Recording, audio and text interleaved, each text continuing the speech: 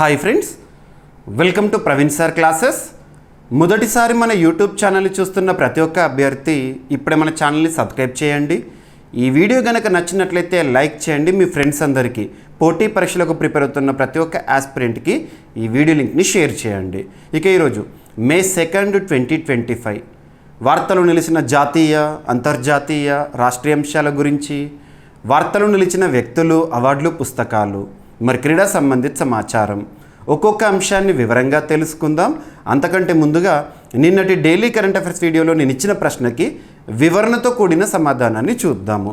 ప్రశ్న వచ్చేసి ఎకానమీకి సంబంధించి కరెంట్ ఎకానమీ పాయింట్ ఆఫ్ వ్యూలో అడగడం జరిగింది. రాష్ట్రాల జిఎస్డిపి ర్యాంకింగ్స్ పైన రీసెంట్గా కేంద్ర గణాంకాలు మరియు కార్యక్రమాల అమలు మంత్రిత్వ శాఖ, ministry of statistics and programme implementation వారు విడుదల చేసిన ర్యాంకింగ్స్, దేనికి సంబంధించి జిఎస్డిపి ర్యాంకింగ్స్. వారు విడుదల చేసిన రాష్ట్రాల వృద్ధి రేటు ర్యాంకింగ్స్లో 2024-25 ఆర్థిక సంవత్సరంలో మొదటి స్థానం అంటే అత్యధిక వృద్ధి రేటును సాధించిన రాష్ట్రం ఏది, మరియు తెలుగు రాష్ట్రాల వృద్ధి రేటు ఏ విధంగా ఉంది, ఇది ప్రశ్నగా అడగడం జరిగింది. సో ఇక్కడ అబ్జర్వ్ చేస్తే రానున్న పోటీ పరీక్షలో మనం ఎక్స్పెక్ట్ చేయవచ్చు, మంత్రిత్వ శాఖ వారు విడుదల చేశారు కాబట్టి. ఇక్కడ ఏ ఆర్థిక సంవత్సరం అంటున్నాను, 2024-25 ఆర్థిక సంవత్సరానికి సంబంధించి. ఆర్థిక సంవత్సరం అంటే ఏప్రిల్ 1న ప్రారంభమవుతుంది, మార్చ్ 31తో ముగుస్తుంది. సో ఇది ఫినాన్షియల్ ఇయర్గా మనం చూస్తాము. రీసెంట్గా మార్చ్ 31తో ముగిసిన ఆర్థిక సంవత్సరంలో భారతదేశంలోని రాష్ట్రాలు, కేంద్రపాలిత ప్రాంతాలు అన్నిటిని కూడా పరిగణలోకి తీసుకొని ఏ రాష్ట్రం, ఏ కేంద్రపాలిత ప్రాంతం ఎంత వృద్ధి రేటును సాధించింది అనే ర్యాంకింగ్స్ని ministry of statistics and programme implementation వారు రీసెంట్గా విడుదల చేశారు గడిచిన ఏప్రిల్ మంత్లో. అందులో టాప్ పొజిషన్లో భారతదేశంలో అత్యధిక వృద్ధి రేటును సాధించిన రాష్ట్రంగా తమిళనాడు నిలిచింది. తమిళనాడు రాష్ట్రం యొక్క వృద్ధి రేటు 2024-25 ఆర్థిక సంవత్సరంలో ఎంతనట అంటే 9.69%. మరి మన తెలుగు రాష్ట్రాల్లో ఒకటైన ఆంధ్రప్రదేశ్ రాష్ట్రం ఈ ర్యాంకింగ్స్లో వృద్ధి రేటు విషయంలో ర్యాంకింగ్స్లో సెకండ్ పొజిషన్లో ఉంది. 8.21% వృద్ధి రేటును సాధించింది, సెకండ్ పొజిషన్. మరొక తెలుగు రాష్ట్రం తెలంగాణ ఈ ర్యాంకింగ్స్లో 13th పొజిషన్లో ఉంది. మరి తెలంగాణ రాష్ట్ర వృద్ధి రేటు ఇదే కాలానికి గాను ఎంతనంట 6.79%తో ఉందంట. వృద్ధి రేటు అంటున్నాను. సర్వసాధారణంగా మనము భారతదేశ వృద్ధి రేటు ఈ టాపిక్ని తరచూ చూస్తూ ఉంటాం వార్తాపత్రికల్లో. మీకు మ్యాక్సిమం వారంలో 2 సార్లు ఏదో ఒక సంస్థ ఏ విధంగా అంచనా వేస్తుందని చెప్పేసి ఈ టాపిక్ని ఎక్స్ప్లెయిన్ చేస్తూనే ఉంటాను. చాలాసార్లు ఇచ్చాను మీకు definition. GDP, gross domestic product, స్థూల దేశీయోత్పత్తి అంటాం. It is the final value of all the goods and services that are produced within the boundaries of the particular country or the particular place for the given financial year. ఒక ఆర్థిక సంవత్సర కాలంలో ఒక దేశ సరిహద్దు లోపల లేదా ఒక ప్రాంత సరిహద్దు లోపల ఉత్పత్తి అయ్యే అంతిమ వస్తు సేవల విలువనే జీడిపిగా చూస్తాము. సేమ్ ఇదే డెఫినేషన్ని రాష్ట్రానికి గనక మనం వర్తింపచేసామనుకోండి, జిఎస్డిపి అంటాం, గ్రాస్ స్టేట్ డొమెస్టిక్ ప్రోడక్ట్. అలా ఒక్కొక్క రాష్ట్రానికి, కేంద్రపాలిత ప్రాంతానికి గ్రోత్ రేట్ అనేది చూస్తూ ఉంటాం. మరి ఇక్కడ పర్సంటేజ్లో ఎందుకు చూస్తామంటే కంపారిటివ్ లాస్ట్ టైంతో పోలిస్తే ఇప్పుడు ఎలా ఉంది అనేది చూస్తాం కాబట్టి. ఓకేనా?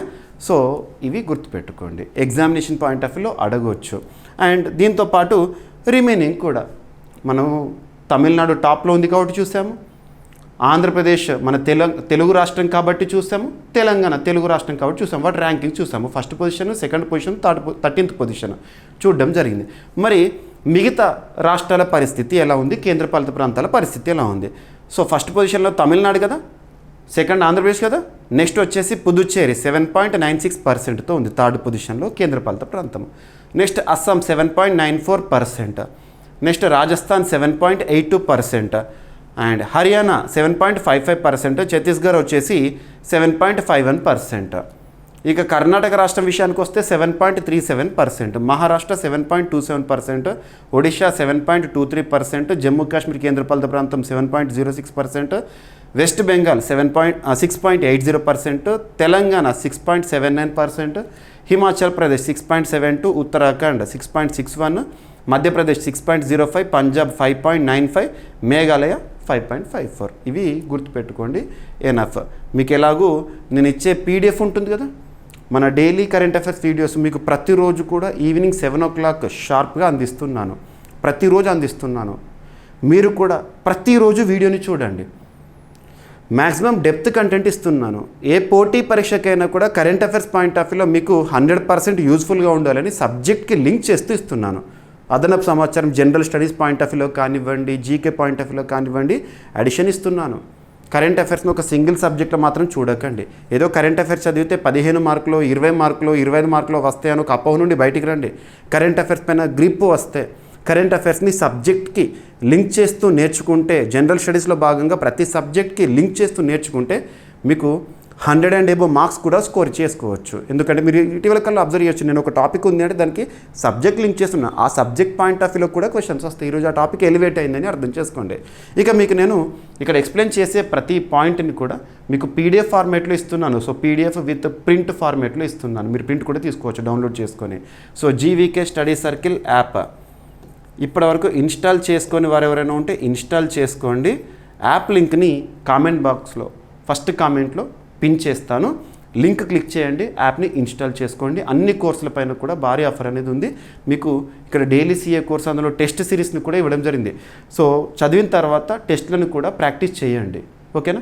అండ్ మన డైలీ కరెంట్ అఫైర్స్ వీడియోలో నేను ఇస్తున్న ప్రశ్నకి ప్రతిరోజు కూడా సమాధానం చాలామంది అభ్యర్థులు, వందలాది మంది అభ్యర్థులు ఇస్తున్నారు. కానీ నేను కోరుకునేది ఏంటంటే వీడియో చూస్తున్న ప్రతి ఒక్క ఆస్పిరెంట్ నుండి ఒక కామెంట్, ఒక లైక్, వీలైతే మీ ఫ్రెండ్స్ అందరికీ షేర్ చేయండి. ఓకేనా? మీకు మోస్ట్ యూస్ఫుల్ కంటెంట్ని ప్రతిరోజు అందిస్తూనే ఉంటాను.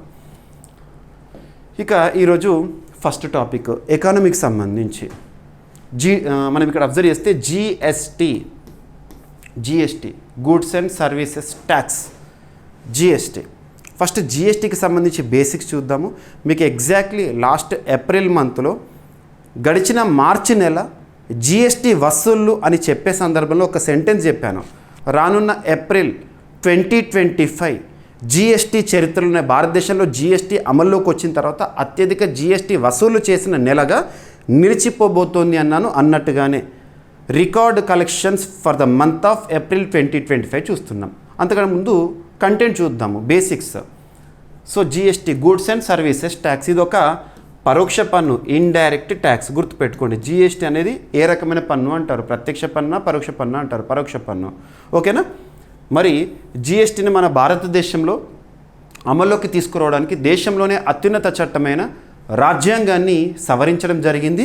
రాజ్యాంగ సవరణ చట్టం 101వ రాజ్యాంగ సవరణ చట్టం 2016 అమల్లోకి వచ్చింది మాత్రం 2017 జూలై 1 నుండి దేశవ్యాప్తంగా జిఎస్టీ అమల్లోకి రావడం జరిగింది. మరి రాజ్యాంగ సవరణ చట్టం అంటున్నాను, రాజ్యాంగాన్ని సవరించాము జిఎస్టీని అమల్లోకి తీసుకురావడానికి. ఒక ఆర్టికల్ ఇక్కడ గుర్తుపెట్టుకోవాలి, అదేంటంటే ఆర్టికల్ 279 క్యాపిటల్ ఏ. ఆర్టికల్ 279 క్యాపిటల్ ఏ. ఈ ఆర్టికల్ని ఈ రాజ్యాంగ సవరణ చట్టం ద్వారానే చేర్చారు.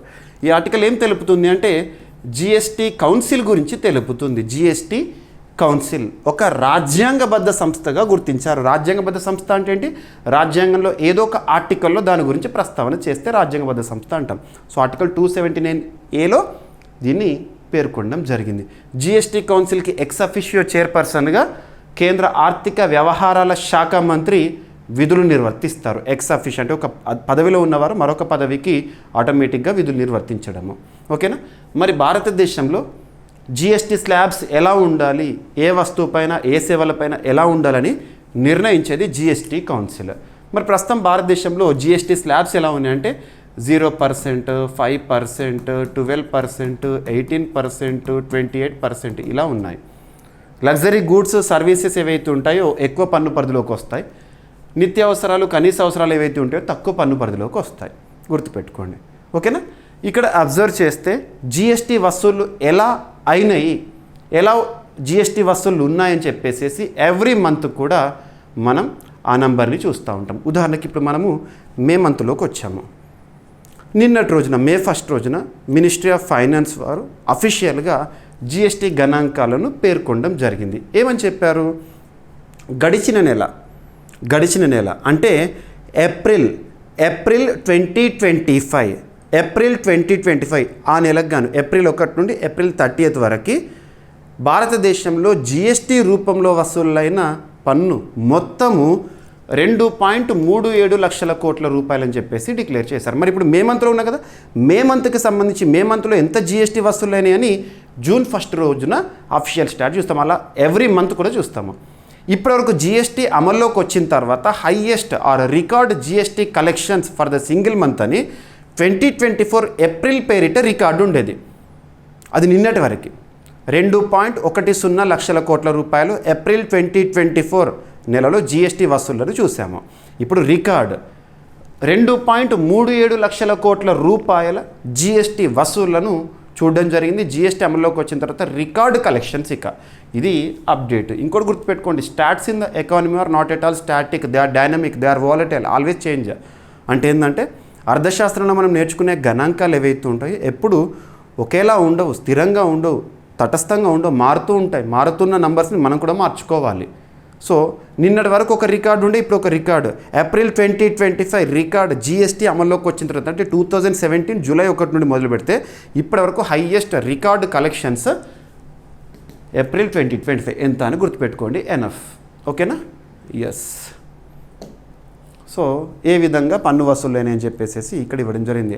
సిజిఎస్టీ ఎలా ఉంది, ఎస్జిఎస్టీ ఎలా ఉంది, ఐజిఎస్టీ ఎలా ఉంది అని చెప్పేసి ఇచ్చాను. ఇవన్నీ కూడా అడగరు ఎగ్జామినేషన్ పాయింట్ ఆఫ్ వ్యూలో. ఇది మాత్రం గుర్తుపెట్టుకోండి, ఫస్ట్ స్టేట్మెంట్ ఏదైతే ఉంటుందో చూడండి, ఎనఫ్. ఓకేనా?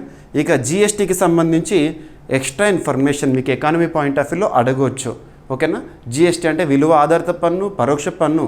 విజయ్ కేల్కర్ కమిటీ ద్వారా సిఫార్సు చేయబడింది 2000లో జిఎస్టీ అనేది. ఓకేనా? జిఎస్టీ చట్టం పార్లమెంట్లో ఆమోదించబడింది ఆగస్టు 2016. డిసెంబర్ 19, 2014 రోజున అరుణ్ జైట్లీ అప్పటి ఆర్థిక శాఖ మంత్రిగా ఉన్నప్పుడు బిల్లుని పార్లమెంట్లో ప్రవేశపెట్టారు. రాష్ట్రపతి ఆమోదం. అప్పుడు ఎవరు జిఎస్టీ బిల్లు పైన ఏ రాష్ట్రపతి ఆమోద ముద్ర వేశారంటే ప్రణబ్ ముఖర్జీ గారు. జిఎస్టీ భారతదేశంలో ఎప్పుడు అమల్లోకి రావడం జరిగింది. ఇవన్నీ కూడా చూడండి. జిఎస్టీకి సంబంధించి రాజ్యాంగ సవరణ చట్టం 101వ రాజ్యాంగ సవరణ చట్టం, దానికి కన్సర్న్ బిల్ ఏంటంటే 122nd కాన్స్టిట్యూషనల్ అమెండ్మెంట్ బిల్ సరిపోతుంది. ప్రపంచంలో జిఎస్టీని అమలు చేసిన మొట్టమొదటి దేశం ఏది అంటే ఫ్రాన్స్. ఓకేనా? ఇక ఎకానమీకి సంబంధించి ఇంకొక టాపిక్ ఈరోజు వార్తల్లోకి వచ్చింది. తరచూ మనం చూస్తూ ఉంటాం భారతదేశం యొక్క వృద్ధి రేటును ప్రపంచ బ్యాంక్ ప్రస్తుత ఆర్థిక సంవత్సరంలో ఇలా అంచనా వేస్తుంది, రానున్న ఆర్థిక సంవత్సరంలో ఇలా అంచనా వేస్తుందని చెప్పేసి. మరి ప్రస్తుత ఆర్థిక సంవత్సరం 2025-26 ఆర్థిక సంవత్సరం 2025 ఏప్రిల్ 1 నుండి 2026 మార్చ్ 31 వరకు ఈ ఆర్థిక సంవత్సరంలో భారతదేశంలో జీడిపి వృద్ధి రేటు వచ్చేసేసి 6.5% టు 6.7%గా ఉండబోతోందని డెలాయిట్ సంస్థ అంచనా వేసింది. ప్రెడిక్షన్ అంచనా. సో ఇటీవల కాలంలో మనకు ఆర్బీఐ ఏ విధంగా అంచనా వేసింది, ఏడీబీ ఏ విధంగా అంచనా వేసింది, ఐఎంఎఫ్ ఏ విధంగా అంచనా వేసింది, ప్రపంచ బ్యాంక్ ఏ విధంగా అంచనా వేసింది, ఎర్నెస్ట్ అండ్ యంగ్ ఏ విధంగా అంచనా వేసింది. ఈ నంబర్స్ అన్నీ గుర్తుపెట్టుకోండి. అందులో రివైజ్ కూడా చేస్తూ ఉంటారు, వారు సవరిస్తూ ఉంటారు. వాటిని కూడా మనము అప్డేటెడ్గా ఉండాలి. మీకు నేను అప్డేట్స్ అన్నీ నేనే ఇస్తున్నాను, నో నీడ్ టు వర్రీ. ఓకేనా? డెలాయిట్ ఇండియా రీసెంట్గా ఒక రిపోర్ట్ని రిలీజ్ చేసింది, ఇండియా ఎకనామిక్ అవుట్లుక్ అనే ఒక రిపోర్ట్. దాని ప్రకారం 2025-26 ఆర్థిక సంవత్సరంలో జీడిపి వృద్ధి 6.5% నుండి 6.7% మధ్య ఉండొచ్చని అంచనా వేస్తున్నారు. గుర్తుపెట్టుకోండి, సరిపోతుంది. ఇక ప్రాజెక్ట్ చీతా ప్రాజెక్ట్ 2022 సంవత్సరంలో చీతాస్ రీఇంట్రడక్షన్ ప్రోగ్రామ్ అనేది మనం చూడడం జరిగింది. ఇక్కడ చీతాస్కి సంబంధించి ఏదైనా ఒక జీవి గురించి మనం నేర్చుకుంటున్నప్పుడు దాని సైంటిఫిక్ నేమ్ ఇంపార్టెంట్. ఉదాహరణకు తీసుకుంటే రీసెంట్గా డాల్ఫిన్ సెన్సస్ని చూసాము. Dolphin census in the month of March 2025. Dolphin యొక్క సైంటిఫిక్ నేమ్ ప్లాటినిస్టా గ్యాంజిటికా. అది గంగా నదిలో నివసించే డాల్ఫిన్. ప్లాటినిస్టా గ్యాంజిటికా మైనర్ ఈజ్ డిఫరెంట్, అది సింధు నదిలో ఉంటుంది. ఇలాంటివి చూడాలి. ప్యాంథరా టైగ్రిస్ అంటే టైగర్ యొక్క శాస్త్రీయ నామము. ఇక్కడ అబ్జర్వ్ చేస్తే చీతా యొక్క సైంటిఫిక్ నేమ్ అసినోనిక్స్ జుబేటస్. ఇవన్నీ ఇంపార్టెంట్. ఎగ్జామినేషన్లో సైంటిఫిక్ నేమ్ ఆధారంగా ఇవ్వచ్చు. ఒకప్పుడు భారతదేశము చీతాస్కి స్వర్గధామము. ఎక్కువ మొత్తంలో చీతాస్ ఉండేవి. అటువంటి చీతాస్ అంతరించిపోయినాయి వివిధ కారణాల వల్ల, ఆంథ్రోపోజెనిక్ యాక్టివిటీస్ వల్ల.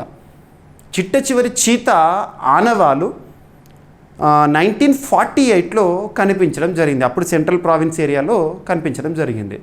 ఇక భారతదేశంలో చీతాలు అంతరించిపోయినాయి, they are extinct in India అని చెప్పేసి 1952లో అప్పటి ప్రభుత్వం, అప్పుడు జవహర్లాల్ నెహ్రూ గారు స్వయంగా ప్రకటించారు, cheetahs are extinct in India అని చెప్పేసి, అంతరించిపోయినాయి అని చెప్పేసి. మరి అలా అంతరించిపోయిన జీవజాతిని తిరిగి మన భారతదేశంలో చూడడానికి ప్రస్తుతం ప్రభుత్వంలో ఉన్న భాజపా లేదా ఎన్డీఏ ప్రభుత్వం, నరేంద్ర మోదీ గారు భారతదేశంలో చీతాస్ని మళ్ళీ చూడాలి, ఒకప్పుడు చీతాలకి స్వర్గధామం మన భారతదేశం, మళ్ళీ చూడాలని చెప్పేసి చీతాస్ని రీఇంట్రొడ్యూస్ చేయడానికి చీతా రీఇంట్రడక్షన్ ప్రోగ్రామ్ని ప్రాజెక్ట్ చీతాగా ప్రారంభించారు. అలా ఆఫ్రికన్ చీతాస్ని తీసుకొచ్చారు. ఎందుకు ఆఫ్రికన్ చీతాస్ అంటే ఎటువంటి వాతావరణ పరిస్థితులైనా కూడా తట్టుకొని అవి మనుగడ సాగించగలుగుతాయి. అందుకే మనం చూసాము నమీబియా నుండి, సౌత్ ఆఫ్రికా నుండి చీతాస్ని తీసుకురావడము, మధ్యప్రదేశ్లోని కునో నేషనల్ పార్క్లో ప్రత్యేకంగా వాటి కోసం ఆవాసాన్ని సెట్ చేయడము. రీసెంట్గా ఇంకొక అగ్రిమెంట్ కూడా చూసాము మనం, బోట్స్వానా దేశం నుండి చీతాస్ని 8 చీతాస్ని భారతదేశానికి తీసుకురావడానికి ఒప్పందం అంతా కూడా పూర్తయిపోయింది. ఇలాంటివి. సో ఇటీవల కాలంలో చీతాస్కి సంబంధించి మనం చాలా వరకు అప్డేట్స్ చూస్తూనే ఉన్నాము. సో చీతాస్ యొక్క ఆవాస ప్రాంతాన్ని గాంధీ సాగర్ ఫారెస్ట్ ఏరియాకి తరలించడం, ఇటువంటి కూడా చూస్తున్నాం. ఇక్కడ అబ్జర్వ్ చేస్తే ఈరోజు టాపిక్ ఏంటంటే, దేశంలోనే మొట్టమొదటి చీతా కారిడార్ అనేది వార్తల్లోకి వచ్చింది. India's first cheetah corridor. ఏ 2 రాష్ట్రాల మధ్య, మధ్యప్రదేశ్ మరియు రాజస్థాన్ రాష్ట్రాల మధ్య చీతా కారిడార్ని అభివృద్ధి చేస్తున్నాము. సో దేశంలోని మొట్టమొదటి చీతా కారిడార్ అంటే ఏంటంటే, ఇక చీతాస్ ఇప్పటివరకు ఒక లిమిటెడ్ స్పేస్లో వాటిని సంరక్షించాం. ఇప్పుడు వీటి యొక్క పయనం అనేది, అవి సురక్షితంగా ఒక ప్రాంతం నుండి ఒక ప్రాంతానికి ఇక ప్రయాణం కొనసాగించాలి, వాటి ఆవాస ప్రాంతాన్ని పెంచడం. సో చీతా కారిడార్ ఏ 2 రాష్ట్రాల మధ్య, భారతదేశంలో మొట్టమొదటి చీతా కారిడార్ మధ్యప్రదేశ్ రాజస్థాన్ రాష్ట్రాల మధ్య ఏర్పాటు చేయడం జరుగుతుందంట. సో రాజస్థాన్ మధ్యప్రదేశ్ మధ్య తొలి చిరుతల లేదా చీతా సో చీతా తెలుగులో చిరుత అంటాం మనం. కారిడార్ ఇంటర్స్టేట్ కారిడార్, ఇంటర్స్టేట్ అంటే 2 రాష్ట్రాల మధ్య, ఓకేనా, ఏర్పాటు చేయడం. దీనికి ఆమోద ముద్ర పడింది ప్రభుత్వం నుండి. చీతాలు సురక్షితంగా తిరిగేలా వైల్డ్ లైఫ్ కారిడార్ని రూపకల్పన చేస్తారు. ఏ రాష్ట్రాలు అంటారు? మధ్యప్రదేశ్, రాజస్థాన్, గుర్తుపెట్టుకోండి, ఓకేనా. ఎస్. ఎంత భౌగోళిక పరిధిలో అంటే 17,000 చదరపు కిలోమీటర్ల భౌగోళిక పరిధి ఆ కారిడార్కు కేటాయిస్తారు. అందులో మధ్యప్రదేశ్ ఎంత, రాజస్థాన్ ఎంత. ఇక చీతాస్ రీఇంట్రడక్షన్ ప్రోగ్రామ్ 2022లో ప్రారంభమైంది. ప్రాజెక్ట్ చీతా సెప్టెంబర్ 17న మొట్టమొదటి చీతాని కునో నేషనల్ పార్క్లో ప్రధానమంత్రి నరేంద్ర మోదీ గారు స్వయంగా రిలీజ్ చేశారు. ఓకేనా. ఇక చీతా యొక్క ప్రత్యేకత ఏంటంటే, భూమిపై అత్యంత వేగంగా పరిగెత్తే ప్రాణి. ఇక నెక్స్ట్ మనం తరచూ కూడా ఎంఎస్పి మినిమం సపోర్ట్ ప్రైజ్ అని, ఫెయిర్ అండ్ రెమ్యునరేటివ్ ప్రైజ్ అని అగ్రికల్చర్ రిలేటెడ్గా వింటూ ఉంటాం. షుగర్ కేన్ విషయానికి వచ్చినాం అనుకోండి, చక్కెర కాడ, సో చక్కెర విషయానికి వచ్చినాం అనుకోండి, ఫెయిర్ అండ్ రెమ్యునరేటివ్ ప్రైస్ గురించి వింటూ ఉంటాం. రీసెంట్గా ఆమోద ముద్ర పడింది. ఎంతగా మరి ప్రస్తుత సీజన్లో ఈ చక్కెర లేదా షుగర్ కేన్కి విషయానికి వస్తే ఎంతగా ఫెయిర్ అండ్ రెమ్యునరేటివ్ ప్రైస్కి ఆమోద ముద్ర పడింది అని అడగవచ్చు. So fair and remunerative price 2025-26 సీజన్కి గాను ఎఫ్ఆర్పిని ₹355 ప్రతి క్వింటాల్కు ఇస్తారంట రైతులకి. ₹355 ప్రతి క్వింటాల్కి. Common minimum support price, fair and remunerative price ఇవన్నీ కూడా సర్వసాధారణంగా అర్థం చేసుకోవడం ఒకటి. ఏంటంటే కనీసం మద్దతు అన్నట్టు, దానిపైన ఆధారపడి దాన్ని పండించిన రైతులకు ఇంత మొత్తం మినిమంగా మీకు వస్తుందని ఒక అష్యూరెన్స్ ఇవ్వడం అన్నట్టు. ఇక్కడ అబ్జర్వ్ చేస్తే మినిమం సపోర్ట్ ప్రైస్ లాంటివి ఏవైతే ఉంటాయో అవే పంటని నిర్ణయిస్తాయి. ఎక్కువ మొత్తంలో ఎంఎస్పీని ప్రకటించింది అనుకోండి పంటకి, రైతులు ఎక్కువగా దాని వైపు వెళ్తారన్నట్టు. ఇలాంటివి, ఓకేనా. మరి ప్రతి క్వింటాలకు ఎంత ఈ నెంబర్ అడగవచ్చు, ₹355, ఓకేనా. అంటే చక్కెర కర్మాగారాలు రైతులకు చట్టబద్ధంగా ఈ ధర, కనీస ధరను చెల్లించాలంట. Minimum support price for sugarcane అని అర్థం చేసుకోవచ్చు. మరి ఎవరు ఈ ఫెయిర్ అండ్ రెమ్యునరేటివ్ ప్రైస్కి ఆమోదముద్ర వేశారు అని అంటే, cabinet committee on economic affairs వారు, cabinet committee on economic affairs వారు, కేంద్ర క్యాబినెట్ వారు ఆమోదముద్ర వేశారు. ఓకేనా. రైతులకు న్యాయమైన సమానత గల ధర కల్పించడానికి కేంద్ర ప్రభుత్వం అమలు చేసే విధాన యంత్రాంగం ఇది. ఓకేనా.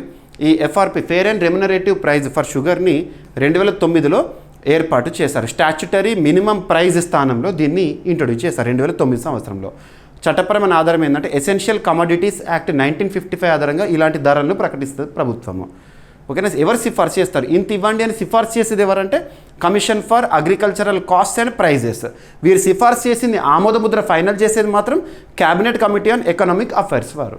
గుర్తుపెట్టుకోండి, ఇది ఎకానమీలో ఇంపార్టెంట్ కాన్సెప్ట్. ఓకేనా. ఇక సైన్స్ అండ్ టెక్నాలజీలో భాగంగా రీసెంట్గా రకరకాల వ్యాధుల గురించి చూస్తున్నాము, వాటికి అడ్డుకట్ట వేయడానికి జరుగుతున్న పరిశోధనల గురించి చూస్తున్నాము. ఇక్కడ అబ్జర్వ్ చేస్తే శాస్త్రవేత్తలు 15 రకాల క్యాన్సర్లకు ఒకే వ్యాక్సిన్ని సిద్ధం చేశారంట. ఏ శాస్త్రవేత్తలు? ఇంగ్లాండ్ శాస్త్రవేత్తలు. కామన్గా వ్యాక్సిన్, టీకా అంటాము.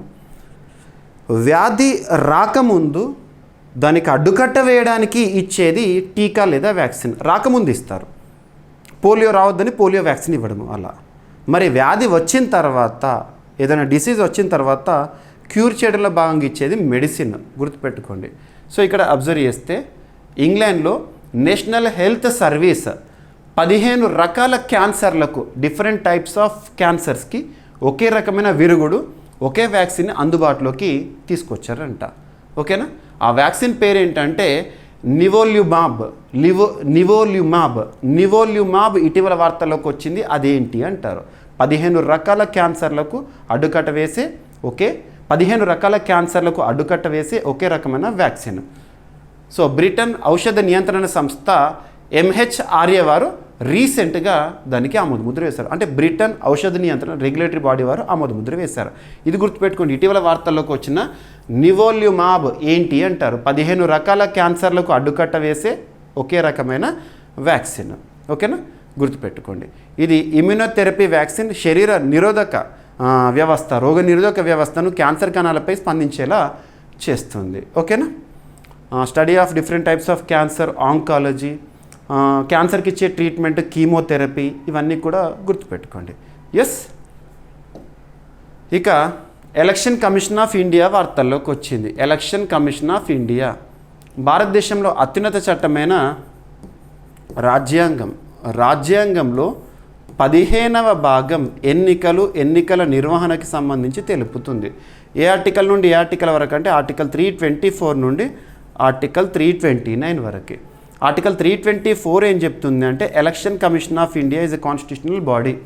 ఆర్టికల్ 326 ఏం చెప్తుంది అంటే ఓటు హక్కు రాజ్యాంగ హక్కుగా పౌరులకు కల్పిస్తుంది. ఇలాంటివి మనం చూస్తూ ఉంటాం. కేంద్ర ఎన్నికల సంఘం అనేది ప్రస్తుతం 1+2 బాడీగా పనిచేస్తుంది. ప్రస్తుతం సిఈసి చీఫ్ ఎలక్షన్ కమిషనర్గా ఈ సంవత్సరంలో మనం చూస్తాము. స్పెషల్ వీడియో కూడా మీకు ఇచ్చాను. ఎవరున్నారు? జ్ఞానేష్ కుమార్ గారు చీఫ్ ఎలక్షన్ కమిషనర్గా విధులు నిర్వర్తిస్తున్నారు. నిన్నటి రోజున ఎలక్షన్ కమిషన్ ఆఫ్ ఇండియా 3 కొత్త ఇనిషియేటివ్స్తో వార్తల్లోకి వచ్చింది. ఇప్పటి వరకు తీసుకుంటున్న ప్రక్రియ ఏదైతుందో దాని స్థానంలో ఇన్నోవేటివ్ ప్రక్రియను తీసుకొచ్చింది. 3 ఇనిషియేటివ్స్. అవేంటని అడుగుతారు. సులభతరంగా మనకి ఖచ్చితత్వాన్ని ప్రోత్సహించేందుకు. సో ఈసీఐ ప్రవేశపెట్టిన 3 కొత్త ప్రక్రియలు ఏంటంటే ఉద్దేశం ఓటర్ల జాబితా ఖచ్చితత్వం పెంచడము, ఓటర్ల జాబితా ఖచ్చితత్వంతో ఉండడము, ఓటింగ్ ప్రక్రియను సులభతరం చేయడము. ఫస్ట్ వచ్చేసి ఈ 3 ప్రక్రియలో ఫస్ట్ వచ్చేసేసి మరణ నమోదుల డేటాను స్వయంగా ఎలక్షన్ కమిషన్ ఆఫ్ ఇండియానే పొందాలి. ఇక మరణ నమోదుల డేటాను స్వయంగా ఎలక్షన్ కమిషనే పొందాలి. ఎవరెవరు మరణిస్తున్నారో వాళ్ళ డేటాని. ఇప్పటివరకు వేరే ప్రొసెసర్, స్లో ప్రొసెసర్ నుండి ఇప్పుడు డైరెక్ట్గా ఎలక్షన్ కమిషన్ ఆఫ్ ఇండియా నేరుగా పొందడం. ఎవరి నుండి? రిజిస్ట్రార్ జనరల్ ఆఫ్ ఇండియా నుండి మరణాల డేటాను ఎలక్ట్రానిక్గా పొందడం ప్రారంభిస్తారంట. రిజిస్ట్రార్ జనరల్ ఆఫ్ ఇండియా ఇది మినిస్ట్రీ ఆఫ్ హోమ్ అఫైర్స్ పరిధిలో పనిచేస్తుంది. ఓకే. మనకు కామన్గా సెన్సస్, జనగణన ఇటువంటివన్నీ వచ్చినప్పుడు వీళ్ళ గురించే చూస్తాం మనము. Registration of electors rules 1960 rule 9 and births and deaths act 1969 section 3 clause 5 clause B ప్రకారము దీన్ని అమలు చేస్తారంట. నేరుగా రిజిస్ట్రార్ జనరల్ ఆఫ్ ఇండియా నుండి సమాచారాన్ని సేకరిస్తారు. ఇక బూత్ లెవెల్ ఆఫీసర్స్ ఉంటారు కదా, బూత్ లెవెల్ ఆఫీసర్లు ఫీల్డ్ విజిట్ల ద్వారా డేటాను తిరిగి నిర్ధారించగలుగుతారు. ఫామ్ 7 కోసం ఎదురు చూడకుండానే ప్రక్రియ అనేది వేగవంతం అవుతుంది, స్పీడప్ అవుతుంది. ఇక నెక్స్ట్ ఓటర్ ఇన్ఫర్మేషన్ స్లిప్స్ ఉంటాయి కదా, దాని డిజైన్ మారుస్తున్నారు. కామన్గా మనకు ఎన్నికల ముందు మనకు ఓటర్ స్లిప్లు ఇస్తారు కదా, ఆ స్లిప్ ఏదైతే ఉందో అందులో కొన్ని మార్పులు చేర్పులు చేస్తున్నారు సులభంగా మనం గుర్తించే విధంగా. సీరియల్ నెంబరు, పార్ట్ నెంబరు పెద్ద అక్షరాలతో స్పష్టంగా కనిపించేలా మార్పు చేస్తారంట. ఓటర్లకు తమ పోలింగ్ కేంద్రము తెలుసుకోవడం ఇక సులభమవుతుందంట. నెక్స్ట్ బూత్ లెవెల్ ఆఫీసర్స్ ఉంటారు కదా, ఒక్కొక్క బూత్కి సంబంధించి ఒక ఆఫీసర్స్ ఉంటారు, మనకు ఓటర్ స్లిప్ ఇవ్వడము వీళ్ళందరూ చేస్తారు కదా వాళ్ళు. సో ప్రజా ప్రాతినిధ్య చట్టం 1950 సెక్షన్ 13 క్లాస్ బి క్లాస్ 2 ప్రకారం నియామకమైన బిఎల్ఓలకు స్టాండర్డ్ ఫోటో ఐడి కార్డ్స్ ఇస్తారట. ఇప్పటివరకు బిఎల్ఓకి ఐడి కార్డ్స్ అనేవి లేవు, ఇప్పుడు స్టాండర్డ్ ఐడి కార్డ్స్ ఇస్తారట వాళ్ళకి. ఓటర్లతో ఇంటింటి వారీగా చర్చించేటప్పుడు ప్రజలు వారిని సులభంగా గుర్తించేందుకు వీళ్ళు బిఎల్ఓ ఎస్ అని చెప్పేసి ఐడి కార్డ్స్ ఇస్తారంట. ఇవి 3 కూడా నిన్నటి రోజున ఎలక్షన్ కమిషన్ ఆఫ్ ఇండియా తీసుకున్న కీలక నిర్ణయాలు. మీకు ప్రెస్ ఇన్ఫర్మేషన్ బ్యూరోలో చూడొచ్చు, మీకు పిఐబి, సో గవర్నమెంట్ సంబంధించి సెంట్రల్ గవర్నమెంట్ సంబంధించి పాలసీస్ కానివ్వండి, ఇవన్నీ కూడా అందులోనే కనబడతాయి. రాజ్యాంగబద్ధ సంస్థలకు సంబంధించి కానివ్వండి, నీతి ఆయోగ్ సంబంధించి కానీ అన్నీ కూడా. ఓకేనా, మీకు ప్రతిరోజు కరెంట్ అఫైర్స్లో, డైలీ కరెంట్ అఫైర్స్లో పిఐబి వెబ్సైట్ నుండి మీకు చెప్తూనే ఉన్నాను. ఓకేనా, నెక్స్ట్ వచ్చేసేసి ఇది. అండ్ రీసెంట్గా రిప్రజెంటేషన్ ఆఫ్ పీపుల్స్ యాక్ట్ తరచూ వార్తల్లోకి వస్తుంది. ఆర్పిఏ 1951 సెక్షన్ 53 క్లాస్ 2 రీసెంట్గా ఏకగ్రీవ ఎన్నికలకు సంబంధించి ఎలక్షన్ కమిషన్ ఆఫ్ ఇండియాకి ఎలాంటి అధికారం ఉంటుంది అని చెప్పేసి తెలుపుతుంది. ఇలాంటివి చూడండి. ఓకేనా, ఇక ప్రధాన ఎన్నికల కమిషనర్, చీఫ్ ఎలక్షన్ కమిషనర్ ప్రస్తుతం జ్ఞానేష్ కుమార్ గారు, తనతో పాటు 2 ఎలక్షన్ కమిషనర్స్ ఉంటారు కదా, ప్రస్తుతం ఎవరున్నారు, సుఖ్బీర్ సింగ్ సంధు అండ్ డాక్టర్ వివేక్ జోషి గారు. భారత ఎన్నికల సంఘం జనవరి 25, 1950 రోజున ఏర్పాటైంది. రాజ్యాంగ అధికారం ఆర్టికల్ 324లో ఉంటుంది. ప్రధాన కార్యాలయం వచ్చేసేసి న్యూఢిల్లీ. ఇక దేశంలో కులగణనకి సంబంధించి క్యాస్ట్ సెన్సస్, యాక్చువల్గా నిన్నటి క్లాస్లోనే ఇది చెప్పాలి, సో యాక్చువల్గా నిన్న టాపిక్స్లో మిస్ అయిపోయింది, ఈరోజు అడిషన్ ఇచ్చాను.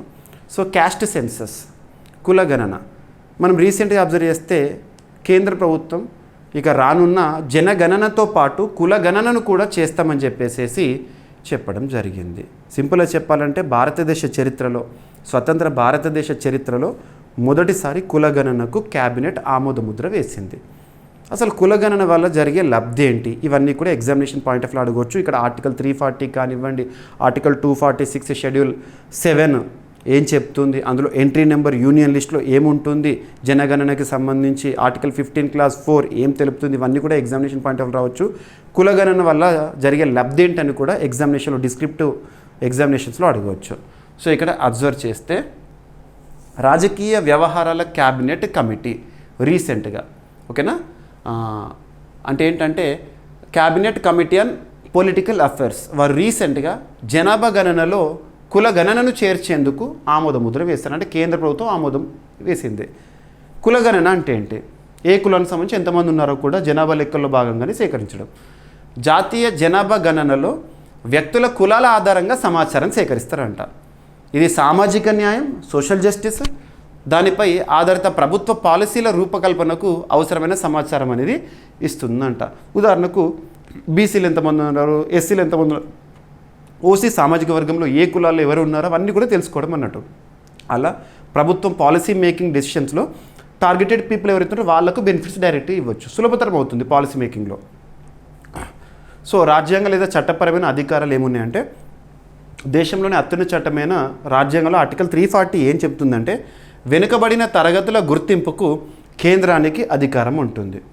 ఓకేనా, బ్యాక్వర్డ్ క్లాసెస్ ఎవరైతే ఉంటారో వాళ్ళని గుర్తించేందుకు కేంద్ర ప్రభుత్వానికి అధికారం ఉంటుంది. మనకు షెడ్యూల్ 7 మన భారతదేశ రాజ్యాంగంలో సమాఖ్య అనే పదం, ఫెడరేషన్ అనే పదం ఎక్కడా లేదు, కానీ సమాఖ్య లక్షణాలను చూస్తున్నాము. దేశమంతా పరిపాలించే కేంద్ర ప్రభుత్వము, ఒక్కొక్క యూనిట్ రాష్ట్రం ఉంటుంది, ఒక్కొక్క రాష్ట్రానికి రాష్ట్ర ప్రభుత్వం అనేది ఉంటుంది. ప్రజలచే ఎన్నికైన ప్రభుత్వాలు, ప్రజాస్వామ్య దేశం కాబట్టి మరి అధికారాల విభజన అనేది కావాలి కదా. అందుకోసం షెడ్యూల్ 7 కేంద్ర రాష్ట్ర సంబంధాలు, ఆర్టికల్ 246 లిస్టుల గురించి చెప్తుంది. జాబితాలు, కేంద్ర జాబితా అంటే యూనియన్ లిస్ట్, రాష్ట్ర జాబితా స్టేట్ లిస్ట్, కాన్కరెంట్ లిస్ట్ ఉమ్మడి జాబితా అని చెప్పేసి, అంటే అధికారాల విభజనని స్పష్టంగా రాజ్యాంగంలోనే మెన్షన్ చేశారు. కేంద్ర జాబితా యూనియన్ లిస్ట్ అంటే అందులో పేర్కొన్న ఐటమ్స్ ఏవైతే ఉంటాయి, ఎంట్రీస్ ఏవైతే ఉంటాయి, వాటి విషయంలో చట్టాలు చేసే అధికారం కేంద్ర ప్రభుత్వానికే ఉంటుంది. ఇక స్టేట్ లిస్ట్ రాష్ట్ర జాబితా అంటే రాష్ట్ర ప్రభుత్వానికి మాత్రమే అధికారం, చట్టాలు చేసే అధికారము ఏ అంశాల విషయంలో ఉంటుందని. ఉమ్మడి జాబితా ఇద్దరికి కూడా, కేంద్రానికి రాష్ట్రానికి సమానంగా ఉండేది. మరి ఇప్పుడు జనగణన సెన్సస్ అనేది ఎవరికి సంబంధించింది అని అడుగుతారు. ఎవరికి సంబంధించింది అంటే యూనియన్ లిస్ట్లో ఉంటుంది, అంటే కేంద్ర ప్రభుత్వానికి సంబంధించి మినిస్ట్రీ ఆఫ్ హోమ్ అఫైర్స్ పరిధిలోనే మనం సెన్సస్, జనాభా సేకరణ ఇవన్నీ కూడా జరుగుతాయి. ఓకేనా, ఎంట్రీ నెంబరు 69 లేదా ఐటెం నెంబర్ 69 జనగణన అనేది కేంద్ర జాబితాలోని అంశం. గుర్తుపెట్టుకోండి, ఇటీవల కాలంలో ఈ లిస్టుల గురించి మీకు చాలా చెప్తున్నాను. స్టేట్ లిస్ట్లో ఐటెం నెంబర్ 34 అనేది గ్యాంబ్లింగ్, ఈ బెట్టింగ్, వాటికి సంబంధించి రాష్ట్ర ప్రభుత్వాలకు అధికారం ఉంటుందని ఇలాంటి ఎంట్రీ నెంబర్స్ చెప్తున్నాను, మీరు అబ్జర్వ్ చేయండి. ఆర్టికల్ 15 క్లాస్ 4 వెనుకబడిన తరగతులకు ప్రత్యేక నిబంధనలు రూపొందించడానికి రాష్ట్రానికి అధికారం ఉంటుంది. ఎస్, ఇక చారిత్రాత్మక మార్పులు ఎలా ఉన్నాయి? సో ఇక్కడ అబ్జర్వ్ చేస్తే 1881 to 1931 వరకు, అంటే బ్రిటిష్ ప్రభుత్వ కాలంలో భారతదేశంలో పూర్తిస్థాయి కులగణనలు జరిగినాయి గుర్తుపెట్టుకోండి. ఇక జనగణన అంటేనే, సెన్సస్ అంటేనే పితామహుడిగా లార్డ్ మాయోని పిలుస్తూ ఉంటాము. 1951 నుండి స్వతంత్ర భారతంలో ఎస్సీ ఎస్టీల వివరాలు మాత్రమే గణనలో తీసుకుంటున్నారు. ఇక ఇప్పుడు బీసీలు, సో కులాల ఆధారంగా పూర్తి స్థాయిలో కులగణన జరగబోతుంది. 2011 జనగణన ప్రకారం సామాజిక ఆర్థిక కులగణన ప్రయత్నం జరిగింది, కానీ కుల డేటా విడుదల కాలేదంట. 1931లో చివరిసారిగా పూర్తిస్థాయి కులగణన జరిగింది భారతదేశంలో, బిఫోర్ ఇండిపెండెన్సే. 2023 సంవత్సరంలో ఒక రాష్ట్రం, భారతదేశంలో మొట్టమొదటిసారి ఒక రాష్ట్ర ప్రభుత్వము కులగణనని సక్సెస్ఫుల్గా చేసింది. అందులో ఓబీసీ ప్లస్ ఈబీసీ ఎవరైతే ఉంటారో వారు ఆల్మోస్ట్ 63%గా నిర్ధారించారు. అక్కడే ట్రిగ్గర్ అయింది. ఓకేనా? ఇక మరి కులగణన అవసరం ఏంటంటే సాధికారతకు ఆధారిత డేటా. సింపుల్గా చెప్పాలంటే ఓబీసీల ఖచ్చితమైన శాతం తెలియకపోవడము పాలసీ నిర్మాణానికి అడ్డంకి. ఉదాహరణ మండల్ కమిషన్ 1980 వారు ఏం చెప్పారంటే ఓబీసీలను 52%గా అంచనా వేశారు. ఇక అనుసంధానిత రిజర్వేషన్ల పునఃసమీక్ష కులాల వారీగా కోటాల పునర్వ్యవస్థీకరణకు సహాయపడుతుంది. సో కులాల ఆధారంగా ఎవరికి ఏ పర్సెంటేజ్లో రిజర్వేషన్ ఇవ్వాలి, ఎంత మొత్తంలో బెనిఫిట్స్ ఇవ్వాలి, ఇవన్నీ కూడా దాని ద్వారానే పాసిబుల్ అవుతుంది. ఓబీసీల లోపల ఉపవర్గీకరణ, సబ్ కేటగరైజేషన్ అనేది మెయిన్గా బలమైన ఆధారం ఈ రోజుల్లో. దానికి మరింత సులువు అవుతుంది. సామాజిక న్యాయానికి అనుకూల ప్రణాళికలు చేయడానికి, ఆరోగ్యము, విద్య, ఉపాధి రంగాల్లో కులపరంగా లక్షిత పథకాలు రూపొందించేందుకు వీలు కల్పిస్తుంది. మహిళల రాజకీయ రిజర్వేషన్ అమలు. సో విమెన్కి రిజర్వేషన్ అనే చట్టసభలో కల్పించాలంటే ఇది కూడా కీ రోల్ ఇంపార్టెంట్. ఓకేనా? ఇక ఎస్ఈసిసి అంటే సోషియో ఎకనామిక్ క్యాస్ట్ సెన్సస్ 2011లో నిర్వహించిన ప్రత్యేక గణన. బీహార్ మొట్టమొదటి రాష్ట్రం భారతదేశంలో 2023లోనే. మండల్ కమిషన్ 1980లో నివేదిక వెనుకబడిన కులాలపై సిఫార్సులు చేసింది, గుర్తుపెట్టుకోండి. ఇక రక్షణ రంగానికి సంబంధించి అర్థం చేసుకోవచ్చు. సో అమెరికా ఆమోద ముద్ర వేసింది భారత్కి హార్డ్వేర్ పంపిణీ విషయంలో. సో భారత్కు 11,000 కోట్ల రూపాయల విలువైన అమెరికా సైనిక హార్డ్వేర్ అనేది ఇవ్వడానికి, సైనిక హార్డ్వేర్. సో రక్షణ రంగానికి సంబంధించి, ముఖ్యంగా రక్షణ రంగానికి సంబంధించి పోటీ పరీక్షలకు ప్రిపేర్ అవుతున్న అభ్యర్థులు వేటిపైన ఎక్కువగా ఫోకస్ చేయాలంటే ఇటీవల కాలంలో వార్తలు నిలుస్తున్న విన్యాసాలు, మన రక్షణ రంగ అవసరాలు తీర్చుకోవడంలో భాగంగా ఏ దేశం నుండి ఏం దిగుమతి చేసుకుంటున్నాము, అంతర్జాతీయ స్థాయిలో రక్షణ రంగానికి సంబంధించి విడుదలవుతున్న నివేదికలు, సిప్రి, గ్లోబల్ ఫైర్ ఇండెక్స్ ఇలాంటివి. And at the same time ఇటీవల కాలంలో డిఫెన్స్ అక్విజిషన్ కౌన్సిల్ వేటికి ఆమోదముద్ర వేసింది. అండ్ ఇటీవల రక్షణ రంగానికి సంబంధించి ఒప్పందాలు ఏంటి, అండ్ పూర్తి స్వదేశీ పరిజ్ఞానంతో భారతదేశంలో తయారవుతున్న ఆయుధ సంపత్తి, ఇటువంటివి చూడాలి. సో ఇక్కడ అమెరికా నుండి కొనుగోలు భారతదేశానికి 11,000 కోట్ల రూపాయల విలువైన అమెరికా సైనిక హార్డ్వేర్కి ఆమోద ముద్ర. ఎవరు ఆమోదించారు అంటే defence security cooperation agency, America రక్షణ శాఖ పరిధిలో పనిచేసే సంస్థ భారతదేశానికి సైనిక హార్డ్వేర్, లాజిస్టిక్ సపోర్ట్ సరఫరాకు అనుమతిని ఇచ్చింది. దాదాపు అమెరికా డాలర్స్లో చూస్తే $131 మిలియన్, భారత విలువలు చూస్తే 11,000 కోట్ల రూపాయల విలువైన సపోర్ట్, సైనిక హార్డ్వేర్ సపోర్ట్ ఇవ్వడానికి ఉద్దేశించబడింది. దీంతోపాటు రీసెంట్గా రక్షణ రంగానికి సంబంధించి భారతదేశానికి సంబంధించి ధృవ హెలికాప్టర్లకు మళ్ళీ అనుమతిని ఇచ్చింది భారత ప్రభుత్వము. సో గతంలో కూలిపోవడం ఇలాంటివి చూసాం కదా. సో నౌకాదళానికి మాత్రం మినహాయింపుని ఇచ్చారు. ధృవ తేలికపాటి లైట్ కాంబాట్ హెలికాప్టర్స్ను పునరుద్ధరించేందుకు కేంద్ర ప్రభుత్వం రీసెంట్గా కేబినెట్ మీటింగ్లో ఆమోదముద్ర వేసింది.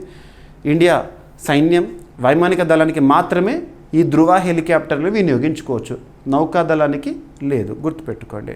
ఓకేనా? 2024 జనవరిలో పోర్బందర్లో ధృవ్ కుప్పకూలిన ప్రమాదం, 2 పైలట్లు మృతి చెందారు. అప్పుడు ఆపేస్తారు, మళ్ళీ వీటిని పునరుద్ధరింప చేస్తారంట ధృవ హెలికాప్టర్స్, లైట్ కాంబాట్ హెలికాప్టర్స్ని. ఇక భారత్ అమెరికాకి సంబంధించి రిలేషన్స్ అండ్ ధృవ హెలికాప్టర్స్ని పూర్తి స్వదేశీ పరిజ్ఞానంతో హిందుస్థాన్ ఏరోనాటిక్స్ లిమిటెడ్ వారు తయారు చేశారు. ఇక నెక్స్ట్ తరచూ వార్తలు నిలుస్తున్న అంశాల్లో IITs important. So IIT BHU Varanasi కేంద్రంగా పనిచేస్తున్న ఐఐటి మరియు అమెరికాకు సంబంధించి సరాస్ ఏఐ ఇన్స్టిట్యూట్ మధ్య కుదిరిన ఒప్పందము ఏఐ రంగానికి సంబంధించి ప్రోత్సాహాన్ని ఇవ్వడంలో భాగంగా. ప్రస్తుతం ప్రపంచాన్ని నడిపిస్తోంది కృత్రిమ మేధ. అలాంటి కృత్రిమ మేధకి సంబంధించి ఏఐ విద్యాభివృద్ధికి ఐఐటి బిహెచ్యు మరియు సరాస్ ఏఐ ఇన్స్టిట్యూట్ మధ్య కుదిరిన ఒప్పందం అనేది వార్తల్లోకి వచ్చింది. సో ఐఐటి బిహెచ్యు వారణాసి కేంద్రం ఉత్తరప్రదేశ్లో, సరాస్ ఇన్స్టిట్యూట్ అమెరికాకు సంబంధించి ఈ రెండు సంస్థల మధ్య కుదిరిన ఒప్పందము ప్రపంచంలో 100% ఆన్లైన్ ఏఐ డిగ్రీ అందించే తొలి ప్రత్యేక హయ్యర్ ఎడ్యుకేషన్ ఇన్స్టిట్యూట్ ఏదైనా ఉందా అంటే అది అమెరికాకు చెందిన సరాస్ ఇన్స్టిట్యూట్. మరి భారతదేశంలో కూడా ఏఐ లిటరసీని, ఏఐ ఎడ్యుకేషన్ని పెంచడానికి ఉద్దేశించబడిన ఒప్పందం. డైరెక్ట్గా పర్పస్ గుర్తుంచుకోండి. ఇటీవల సరాస్ ఇన్స్టిట్యూట్ ఐఐటి బిహెచ్ మధ్య కుదిరిన ఒప్పందం దేనికి సంబంధించి? ఏఐ విద్యాభివృద్ధికి. ఓకేనా? ఎనఫ్. ఇక లాస్ట్ 6 months ఆర్ 1 year, 1.5 yearలో రెగ్యులర్గా రిపీటెడ్గా వార్తలు నిలుస్తున్న ప్రాంతాలు ఏవైతే ఉంటాయో ఫోకస్ చేయండి. విపత్తు సంబంధిత అంశంతో వార్తల్లోకి వచ్చినా లేదా వివాదాస్పద ప్రాంతాలైనా కూడా ప్రత్యేకంగా చూడండి. ఇక్కడ అబ్జర్వ్ చేస్తే ఒక వాల్కెనో రీసెంట్గా వార్తల్లోకి వచ్చింది. బొలివియాలో యాక్టివ్గా మారిన ఒక వాల్కెనో. దీన్ని జాంబీ వాల్కెనో అంటారు. అది యాక్చువల్గా నిద్రణ వ్యవస్థలో ఇన్ని రోజులు డార్మేట్గా ఉండి ఇప్పుడు యాక్టివ్గా మారింది. సో ఏ నిమిషంలో అయినా కూడా విస్ఫోటనం జరిగే ప్రమాదం ఉందని నిన్నటి పేపర్లన్నీ కూడా రాశారు. సో ఆ వాల్కెనో పేరు ఏంటంటే ఉటురుంకు వాల్కెనో. ఉటురుంకు వాల్కెనో ఇటీవల వార్తల్లోకి వచ్చింది. ఎక్కడ ఉంది అంటే బొలివియాలో ఉంది. ఉటురుంకు అగ్నిపర్వతం దక్షిణ అమెరికాలోని. సో బొలివియా దేశం ఎక్కడ ఉంది? సౌత్ అమెరికా కాంటినెంట్లో ఉంటుంది. సెంట్రల్ ఆండీస్ పర్వతాల ప్రాంతంలో ఉంది. ఇది జాంబీ అగ్నిపర్వతంగా పేరొందింది ఎందుకంటే ఇది 2.5 lakh సంవత్సరాలుగా నిద్రించిన డార్మెంట్లో ఉంది. అయితే తాజాగా యాక్టివేట్ అయింది అది. ఓకేనా? సో గుర్తుపెట్టుకోండి జాంబీ వాల్కెనో అంటే ఏంటి అని చెప్పేసి కూడా మీకు ఇచ్చాను. ఆండీస్ పర్వతాలు ప్రపంచంలో అతిపెద్ద ఖండాంతర పర్వత శ్రేణి. సౌత్ అమెరికా వెనుక భాగాన్ని విస్తరించి ఉంది. ఇక బొలివియా దేశ రాజధాని వచ్చేసేసి సుక్రే. ఓకేనా? నెక్స్ట్ వచ్చేసేసి సరిపోతుంది. అండ్ ఆపరేషన్ హాక్ అనేది వార్తల్లోకి వచ్చింది. సిబిఐకి సంబంధించి ముఖ్యంగా సైబర్ దాడులకి సంబంధించి ఇది. ఓకేనా? సో సిబిఐ సైబర్ నేరాలపై ప్రత్యేక చర్య ఆపరేషన్ హాక్ ఆపరేషన్. ఓకేనా? సిబిఐ 2025లో ప్రారంభించిన ఆపరేషన్ హాక్ అంతర్జాతీయ స్థాయిలో చైల్డ్ సెక్సువల్ ఎక్స్ప్లాయిటేషన్ సైబర్ నేరాలపై దృష్టి పెడుతుంది. ఏదైనా ఆపరేషన్స్ వార్తల్లోకి వస్తే ఆపరేషన్ పర్పస్ ఏంటో చూడండి. రీసెంట్గా ఆపరేషన్ బ్రహ్మ భూకంప పరిస్థితుల్లో మయన్మార్కి సాయం అందించడానికి భారత ప్రభుత్వం ప్రారంభించింది. ఇలా ఆపరేషన్స్ డిఫరెంట్ పర్పస్ కోసం ఉంటాయి. ఆపరేషన్ గరుడ ఇటీవల వార్తలకు వచ్చింది అట్లా. సో ఆపరేషన్ హాక్ ఏంటంటే అంతర్జాతీయ స్థాయిలో చైల్డ్ సెక్సువల్ ఎక్స్ప్లాయిటేషన్ సైబర్ నేరాలు, ఆన్లైన్ మోసాలపైన, ఆన్లైన్లో జరుగుతున్న వేధింపులపైన దృష్టి పెట్టడము. So CBI international operations division వారు దీన్ని రీసెంట్గా ప్రారంభించారు. సో దీనిలో భాగంగా ముంబై, ఢిల్లీలో కొంతమందిని నిన్న అరెస్ట్ చేశారు పోలీసులు. అది ఇక్కడ వార్తల్లోకి వచ్చింది. అందుకే ఆపరేషన్ హాక్. ఆన్లైన్లో చిన్నారులపై దాడి చేసే సైబర్ నెట్వర్క్లో తొలగింపు ఈ ఆపరేషన్లో భాగంగా. అంతర్జాతీయ సహకారం, త్వరిత స్పందన అండ్ డిజిటల్ ఫోరెన్సిక్ సామర్థ్య వృద్ధి అనేది ఉంటుంది. ప్రస్తుతం భారతదేశంలో సిబిఐ డైరెక్టర్ ఎవరున్నారు? ప్రవీణ్ సూద్ గారు ఉండడం జరిగింది. ఇక next department of social justice and empowerment, కేంద్ర సామాజిక న్యాయ సాధికారత వ్యవహారాల మంత్రిత్వ శాఖకి అండ్ యుఎన్డిపికి మధ్య యునైటెడ్ నేషన్స్ డెవలప్మెంట్ ప్రోగ్రామ్ మనకి న్యూయార్క్ అమెరికా కేంద్రం పనిచేసే సంస్థ ప్రతి ఏటా కూడా మనము హ్యూమన్ డెవలప్మెంట్ ఇండెక్స్ విడుదలని చూస్తాం కదా, వారే విడుదల చేస్తారు యుఎన్డిపి వారు. సో యుఎన్డిపికి department of social justice and ఎంపవర్మెంట్కి మధ్య కుదిరిన ఒప్పందము వ్యర్థ సేకరణ కార్మికుల అభ్యున్నతి దిశగా ఒక కీలక చర్యనంట.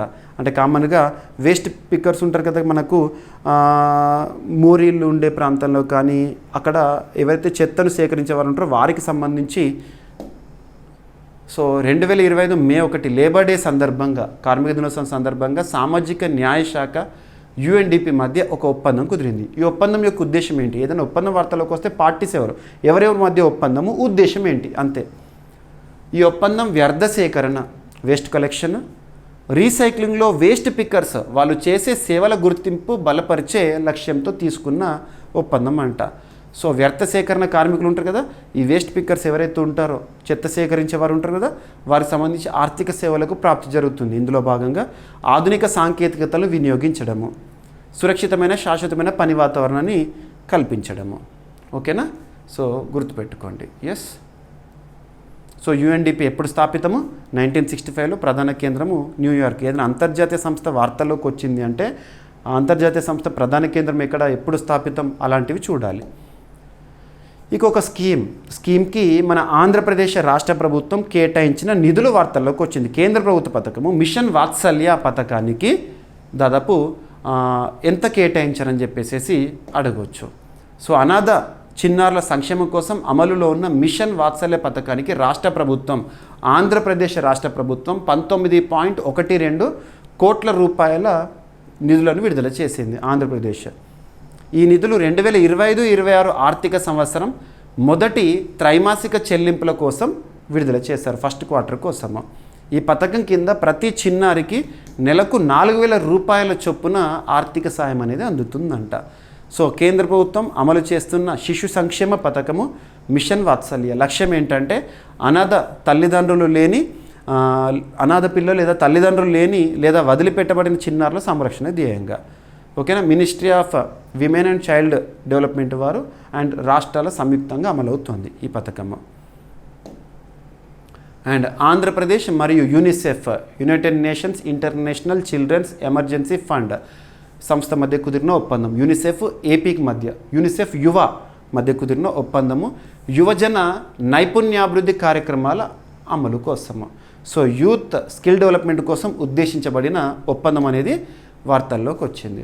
AP government so Nara Lokesh గారి సమక్షంలో యూనిసెఫ్ మధ్య ఒక ఒప్పందం అనేది కుదిరింది. ఉద్దేశం ఏంటంటే యూత్కి స్కిల్ డెవలప్మెంట్ కల్పించాలి. స్కిల్ డెవలప్మెంట్ వచ్చింది, స్కిల్ నైపుణ్యాభివృద్ధి అయింది అంటే, నైపుణ్యం కలిగింది అంటే ఆటోమేటిక్గా ఉపాధి అవకాశాలు కూడా పెరుగుతాయి. యువజన సాధికారత పెంపు లక్ష్యంగా. మరి ఏపీకి సంబంధించి ఎవరు అంటే APSSDC, Andhra Pradesh state skill development corporation, UNICEF యువ మధ్య ఒప్పందం అనేది జరిగింది. ఓకేనా. ఇందులో భాగంగా అమలు చేయబోయే కార్యక్రమాలు ఏంటంటే యూత్ ఫర్ సోషల్ ఇంపాక్ట్ అనే ఇనిషియేటివ్. లక్ష్యం దాదాపు 2 లక్షల మంది విద్యార్థులకు నైపుణ్యాభివృద్ధిని కలుగజేయడము. ఓకేనా. అండ్ నెక్స్ట్ యూత్ హబ్, బహుభాషా డిజిటల్ ప్లాట్ఫామ్ ద్వారా ఉద్యోగాలు, నైపుణ్యాభివృద్ధి, వాలంటీర్లకు అవకాశం ఇవ్వడము. నెక్స్ట్ పాస్పోర్ట్ ఎర్నింగ్, 15 నుండి 29 ఏళ్ల యువత కోసం ఉచిత శిక్షణ, అంతర్జాతీయంగా గుర్తింపు పొందిన డిజిటల్ ప్రొఫెషనల్ స్కిల్స్. ఓకేనా. ఇక వార్తల్లో వ్యక్తుల విషయానికి వస్తే రీసెంట్గా సౌత్ కొరియా తరచూ వార్తల్లోకి వస్తుంది. రెగ్యులర్గా రిపీటెడ్గా వార్తలు నిలుస్తున్న దేశాలపైన ఫోకస్ చేయండి. సౌత్ కొరియా రాజధాని సియోల్. సౌత్ కొరియా గతంలో ఎందుకు వార్తల్లోకి వచ్చిందంటే యూన్ సుక్ యోల్ సౌత్ కొరియా అధ్యక్షుడు దేశంలో మార్షల్ లాని ప్రకటించడం, దాన్ని వ్యతిరేకిస్తూ చట్టసభలో తనకు వ్యతిరేకంగా అభిశంసన తీర్మానం ప్రవేశపెట్టడం, అభిశంసన తీర్మానం తన తొలగింపు తీర్మానం నెగ్గడము, తర్వాత తను వివిధ పరిస్థితుల కారణంగా జైలుకు వెళ్ళడం, రీసెంట్గా జైలు నుండి బయటికి రావడం, ఇవన్నీ కూడా చూసాము. సో ఈ పరిస్థితుల్లో మరి సౌత్ కొరియా దక్షిణ కొరియా అధ్యక్షుడిగా, తాత్కాలిక అధ్యక్షుడిగా హన్ డక్ సూ గారు విధులు నిర్వర్తిస్తూ ఉన్నారు. హన్ డక్ సూ తను రాజీనామా చేశారు నిన్నటి రోజున. ఎందుకు రాజీనామా చేశారంటే రానున్న ఎన్నికలను దృష్టిలో ఉంచుకొని. ఓకేనా. సో ఇటీవల సౌత్ కొరియా తాత్కాలిక అధ్యక్షుడు రాజీనామా చేశారు. తన పేరు ఏంటి అంటారు, హన్ డక్ సూ. ఇటీవల కాలంలో వార్తలు ఇచ్చిన దేశాధినేతలు, ఎన్నికల వ్యవస్థ, వీటిపైన క్వశ్చన్స్ వస్తాయి. కెనడాలో రీసెంట్గా ఎన్నికలు ముగిసినాయి. కార్నీ గారు మరొకసారి ఎన్నిక కావడం జరిగింది. ఇలాంటివి చూడండి, స్నాప్ పోల్స్ అక్కడ జరిగినాయి. ఓకేనా. ఇక సౌత్ కొరియా లొకేషన్ వార్తలోకి వచ్చింది కదా, సౌత్ కొరియా ఇక్కడ ఉంటుంది, ఆసియా ఖండంలో దేశము, సియోల్ రాజధాని. సో దక్షిణ కొరియా తాత్కాలిక అధ్యక్షుడు మరియు ప్రధాని హన్ డక్ సూ తన పదవులకు రాజీనామా చేశారు. జూన్ 3, 2025 జరుగుతున్న అధ్యక్ష ఎన్నికలలో పోటీ చేయాలనే ఉద్దేశంతో నిర్ణయం తీసుకున్నారంట. ఓకేనా. ఇక మరి తాత్కాలికంగా ఉప ప్రధాని గారు ఇన్ఛార్జిగా విధులు నిర్వర్తిస్తున్నారు అక్కడ. ఎస్. ఇక ప్రపంచంలో పెద్ద ఆవిడ, అత్యంత వృద్ధ వయస్కురాలు, బ్రెజిల్ దేశానికి చెందినవారు మరణిస్తూ వార్తల్లోకి వచ్చారు. కన్ను మూసిన సిస్టర్ ఈనా కనబారో 116 ఏళ్ల వయసులో వృద్ధాప్య సమస్యల కారణంగా మరణించారు. 116 ఏళ్ల వయసులో. సో సిస్టర్ ఈనా కనబారో లుకాస్ 116 ఏళ్ల వయసులో కన్ను మూశారు. ఆమె ప్రపంచంలో ప్రస్తుతం అత్యధిక వయస్సు కలిగిన మహిళగా గుర్తింపు పొందారు. ఓకేనా. తను దక్షిణ బ్రెజిల్లో 1908లో జన్మించడం జరిగింది. ప్రపంచంలో అత్యధిక వయస్సు కలిగిన వ్యక్తులు సాధారణంగా జపాన్, ఫ్రాన్స్, బ్రెజిల్ దేశాల్లో ఉంటారు. అక్కడ లైఫ్ స్పాన్ అనేది ఎక్కువగా ఉంటుంది. జీవితకాల నియమిత జీవనశైలి, శారీరక శ్రమ, వివిధ కారణాల వల్ల వాళ్ళు దీర్ఘాయుష్కులుగా ఉంటున్నారు. ఇక ఒక సంస్థకి సంబంధించి ఒక చీఫ్ రావడం జరిగింది. ప్రెస్ ఇన్ఫర్మేషన్ బ్యూరోలో సేకరించిన సమాచారము. సో గవర్నమెంట్ సంబంధించి అఫీషియల్ రాకేష్ శర్మ గారు రీసెంట్గా India International Institute of Democracy and election management నూతన డైరెక్టర్ జనరల్గా బాధ్యతలు స్వీకరిస్తూ వార్తల్లోకి వచ్చారు. IIIDEM యాక్రోనిమ్ ఏంటి అంటారు, గుర్తుపెట్టుకోండి. సో రాకేష్ శర్మ న్యూఢిల్లీలోని భారత అంతర్జాతీయ ప్రజాస్వామ్యం ఎన్నికల నిర్వహణ సంస్థ డైరెక్టర్ జనరల్గా బాధ్యతలు స్వీకరించారు నిన్నటి రోజున, మే 1 రోజున. తను సీనియర్ ఐఏఎస్ అధికారి, 1993 బ్యాచ్ పంజాబ్ క్యాడర్ ఐఏఎస్ అధికారి. మరి ఈ India International Institute of Democracy and election management అనే సంస్థ 2011 సంవత్సరంలో ఏర్పాటైంది, హెడ్ క్వార్టర్ న్యూఢిల్లీ. ఓకేనా? ఏ సంస్థ పరిధిలో అంటే ఎలక్షన్ కమిషన్ ఆఫ్ ఇండియా పరిధిలో. సో ఇక ఈరోజు ప్రశ్న, రీసెంట్గా మార్చ్ మంత్లో మనం డిస్కస్ చేశాము. సుప్రీంకోర్టు ఆదేశాల మేరకు దేశంలో పెరుగుతున్న విద్యార్థుల ఆత్మహత్యలపై కారణాలేంటి, దానిపై అధ్యయనం చేయండి అని చెప్పేసి మార్చ్ 2025లో ఎవరి ఆధ్వర్యంలో నేషనల్ టాస్క్ ఫోర్స్ లేదా జాతీయ టాస్క్ ఫోర్స్ అనేది ఏర్పాటు చేయబడింది. సమాధానాన్ని ఇవ్వండి, సింగిల్ ఆన్సర్. ఓకేనా? ఆ పర్సన్ ఎవరి ఆధ్వర్యంలో అని అడిగాను. ఇటువంటివి మనం ఎగ్జామినేషన్ పాయింట్ ఆఫ్ వ్యూలో క్వశ్చన్స్గా ఎక్స్పెక్ట్ చేయొచ్చు. ఓకేనా? సో నేను కోరుకునేది ఏంటంటే వీడియో చూస్తున్న ప్రతి ఒక్క ఆస్పిరెంట్ నుండి సమాధానము మీకు ఎంతవరకు తెలిస్తే అంతవరకు. మీకు నేను మార్చ్ లాస్ట్ వీక్లో ఈ టాపిక్ని ఎక్స్ప్లెయిన్ చేశాను కూడా డైలీ కరెంట్ అఫైర్స్ వీడియోలో. అండ్ ఇంకొకటి ఏంటంటే రానున్న పోటీ పరీక్షలను దృష్టిలో ఉంచుకొని ఏ పోటీ పరీక్ష అయినా, ఏ స్థాయి పోటీ పరీక్ష అయినా పలానా టాపిక్స్ నుండి తప్పనిసరిగా ప్రశ్నలు వస్తాయని వేటినైతే నేను భావిస్తానో వాటినే ఇక్కడ మీకు ప్రశ్న రూపంలో అడుగుతున్నాను. నెక్స్ట్ డే మీకు ఎక్స్ప్లెనేషన్ అనేది ఇస్తున్నాను. దీని ద్వారా రేపు పోటీ పరీక్షలో ఈ టాపిక్ నుండి కానీ లేదా ఇదే ప్రశ్నగా కనిపించింది అనుకోండి, ఫుల్ కాన్ఫిడెన్స్తో క్లారిటీతో సమాధానాన్ని గుర్తిస్తారు, ఆన్సర్ని ఇవ్వగలుగుతారు. సో అది నాకు కావాల్సింది, అందుకే మీకు ప్రాక్టీస్ చేయండి అని చెప్పేసి చెప్తున్నాను. ఇక ఈరోజు టాపిక్స్ని క్విక్ రివిజన్ చేస్తే, సో ఫస్ట్ టాపిక్ వచ్చేసి జిఎస్టీ నయా record, highest GST collections for the single month, that is April 2025. And భారతదేశం యొక్క జీడిపి వృద్ధి రేటును డెలాయిట్ ఇండియా ఎంతగా అంచనా వేస్తోంది. అండ్ దేశంలోని మొట్టమొదటి inter state cheetah corridor Madhya Pradesh Rajasthan మధ్య. Next fair and remunerative price sugar కేన్కి సంబంధించి. 15 రకాల క్యాన్సర్లకు ఒకే వ్యాక్సిన్ అని చెప్పేసి ఇంగ్లాండ్ శాస్త్రవేత్తల వైద్య విప్లవం. And election commission of India ప్రవేశపెట్టిన 3 నూతన ప్రక్రియలు. భారతదేశంలో మొట్టమొదటిసారి కులగణన అనే అంశము. అండ్ భారత్కు 11,000 కోట్ల రూపాయల విలువైన అమెరికా సైనిక హార్డ్వేర్ ఆమోదముద్ర అమెరికా నుండి. And IIT BHU Saras AI institute మధ్య దేశంలో ఏఐ అభివృద్ధి కోసము ప్రత్యేక ఒప్పందము. అండ్ ఉటురుంకు వాల్కనో యాక్టివ్గా వార్తల్లోకి వచ్చింది. And operation hawk CBI cyber నేరాలపై ప్రత్యేక చర్య. And department of social justice and empowerment మరియు యుఎన్డిపి మధ్య కుదిరిన ఒప్పందము. అండ్ మిషన్ వాత్సల్య పథకానికి ఆంధ్రప్రదేశ్ రాష్ట్ర ప్రభుత్వం 19.12 కోట్ల రూపాయల కేటాయింపు. ఆంధ్రప్రదేశ్ యూనిసెఫ్ సంయుక్తంగా యువజన నైపుణ్యాభివృద్ధి కార్యక్రమాలను ప్రారంభించింది. అండ్ దక్షిణ కొరియా తాత్కాలిక అధ్యక్షుడు హన్ డక్ సూ రాజీనామా చేశారు నిన్నటి రోజున ఎన్నికలను దృష్టిలో ఉంచుకొని. అండ్ ప్రపంచంలో అతి వృద్ధ మహిళగా పేరొందిన సిస్టర్ ఇనా కనబారో నిన్నటి రోజున మరణించారు, బ్రెజిల్ దేశస్తురాలు.